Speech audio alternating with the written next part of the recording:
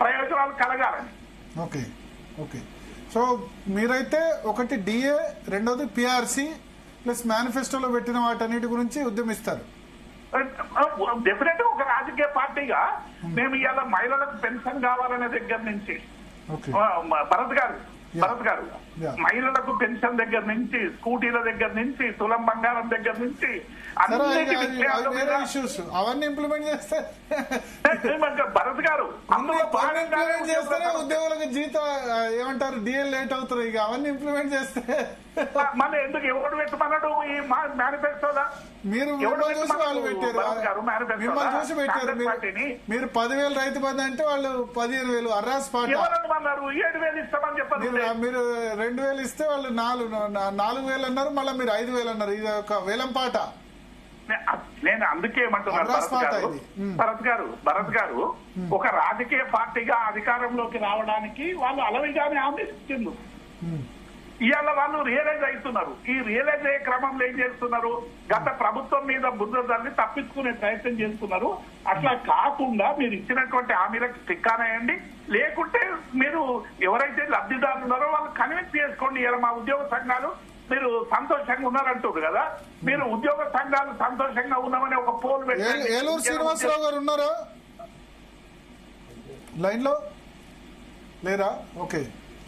సంతోషంగా ఉన్నారా లేదా పోల్ పెట్టాం మేము. పెట్టారా?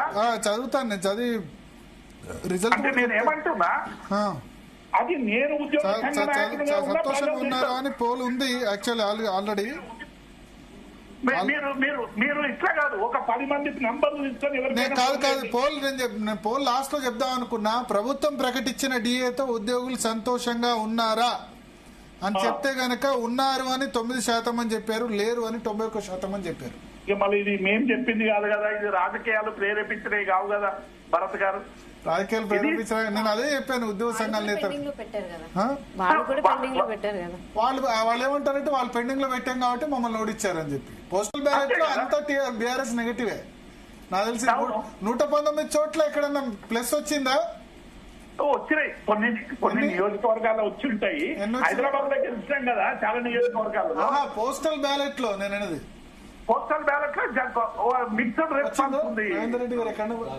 సిద్దిపేట వచ్చినట్టు ఉంది సార్, శ్రీపాల్ రెడ్డి గారు ఒక సిద్దిపేటలో వచ్చినట్టు ఉంది అంతే, ఇంకెక్కడ రాలేదు. చాలా మట్టుకు నెగిటివ్ అయింది.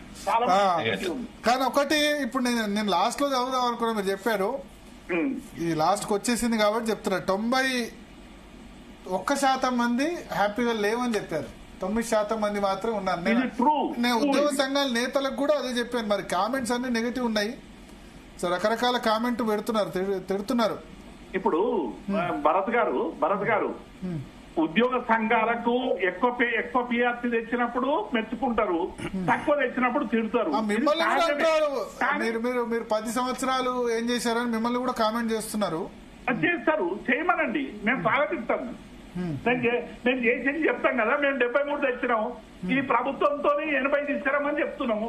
40 తీసుకురండి కనీసం ఫిట్మెంట్. నాకు తెలిసి 20% కూడా ఇచ్చినట్టుగా అనిపిస్తలేదు. ఇప్పుడు కేసీఆర్ కంటే అడుగుతున్నారు కానీ ఇప్పుడు మా శ్రీపాల్ రెడ్డి గారు ఉన్నారు ఎమ్మెల్సీగా, రేపు శాసన మండలిలో తన గొంతును వినిపిస్తాడు. డెఫినెట్ గా ఈ ప్రభుత్వాన్ని ఒప్పించి ఆ మాత్రం పిఆర్సీ ఇప్పించే బాధ్యత ఆయన మీద కూడా ఉంటది కదా. శ్రీపాల్ రెడ్డి ఉన్నాడు కదా మా ప్రతినిధిగా. శ్రీపాల్ రెడ్డి గారు తప్పకుండా సార్, తప్పకుండా.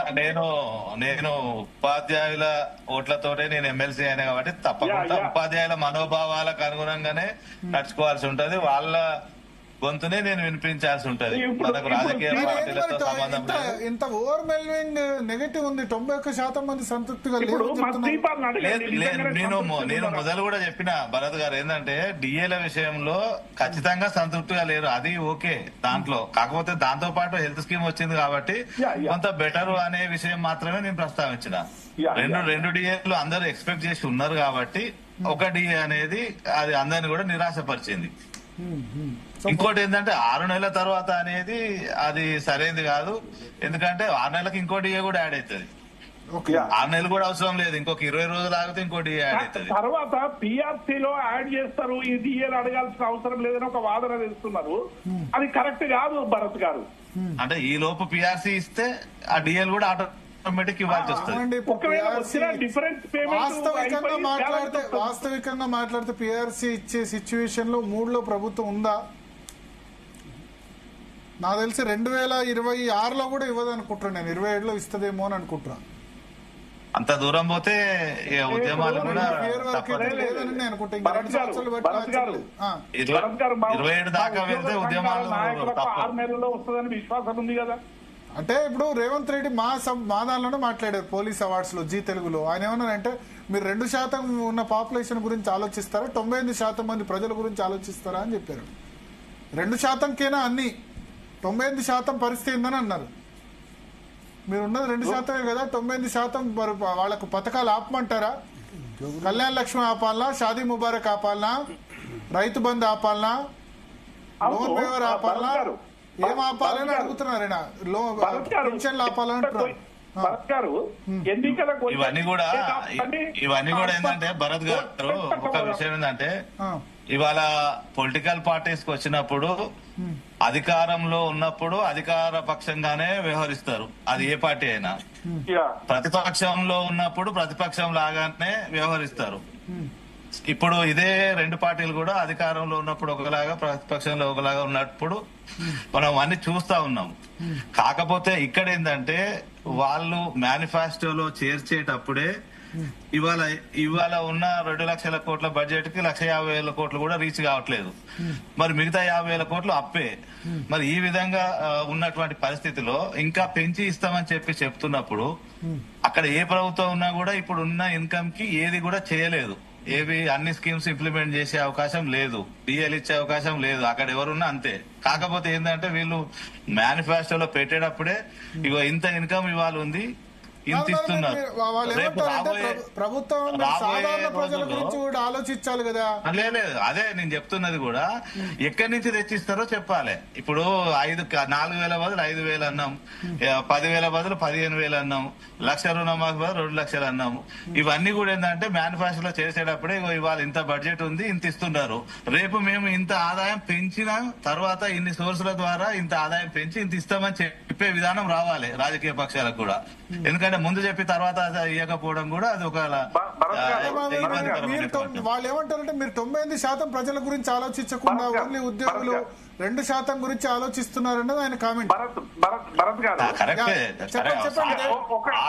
ఆ కామెంట్ కరెక్టే, 2% ఉండొచ్చు కాక, కానీ 99% ప్రజలకు కూడా మొత్తం రావట్లేవు కదా.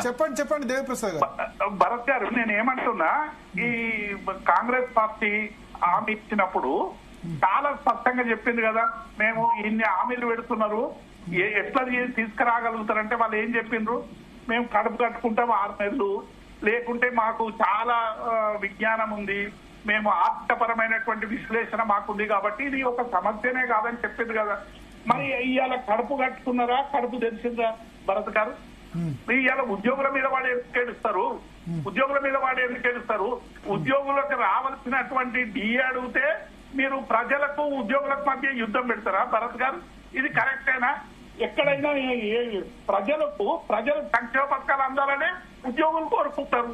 ఉద్యోగులు పేద బిడ్డలు కాదా? ఉద్యోగులందరూ పల్లెటూరు నుంచి వచ్చినటువంటి వాళ్ళు కాదా? సరే, అప్పుడు పేద బిడ్డలు కానీ ఇప్పుడు ఓకే కదా, ఇప్పుడు మిడిల్ క్లాస్ కదా.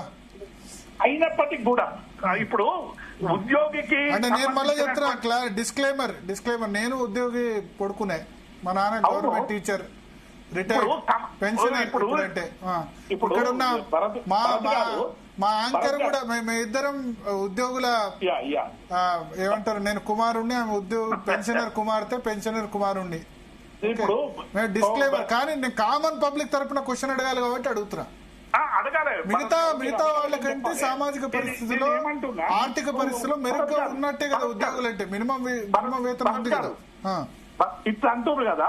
మరి సమాజంలో అసమానతలు ఉన్నంత కాలం ఇట్లు సమానమైతే భరత్ గారు కావు. 150 ఎకరాలు ఎందుకు, ఓనికి ఎకరం ఎందుకు, ఓనికి 50 కోట్ల విలువైనటువంటి భవనం ఎందుకు, ఇంకోనికి పూరి గుడిసేందుకు? ఇవి పరిష్కరించాలి కదా ప్రభుత్వాలు. అంటే ప్రభుత్వ ప్రైవేట్ ఉద్యోగుల మధ్య నేను నిన్న చెప్పాను, ప్రభుత్వ ప్రైవేట్ ఉద్యోగుల మధ్య వేతనాల్లో కూడా అంత డిఫరెన్స్ ఉండకూడదు కదా. ప్రభుత్వ ప్రైవేట్ ఉద్యోగుల మధ్య వేతనాల్లో చాలా డిఫరెన్స్ ఉంది. ప్రైవేట్ రంగంలో 1/4 సేమ్ పని చేసిన వాళ్ళకి 1/4, 1/3 కూడా రావట్లేదు, ఎక్సెప్ట్ సాఫ్ట్వేర్ ఫీల్డ్. మిగతా ఫీల్డ్ లో శ్రమ దోపిడీ జరుగుతుంది. అది ఉన్నంత కాలం ఉద్యోగుల మీద ఈర్ష్య అసూయ అన్నది ఉంటుంది. పెరుగుతుంది మీరు లక్షలు తీసుకు